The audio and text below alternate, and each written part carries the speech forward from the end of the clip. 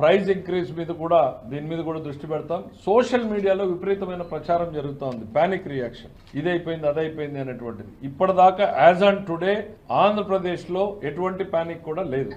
Yes, మిగిలిన స్టేట్లో ఎక్కడైనా ఏమైనా మొదలైన అర్బన్ సెంటర్స్లో ఉండేటువంటి ఆ విజువల్స్ తీసి ఇక్కడ పెట్టి ఇక్కడేదో జరిగింది అనేటువంటి ప్రయత్నం చేయడం, ఇది ఈ రకమైనటువంటి దానికి ఆందోళనకి ప్రజల్ని భయపెట్టేటువంటి వాళ్ళ మీద చర్యలు ఉంటాయనేటువంటిది కూడా చెప్తా ఉన్నాం.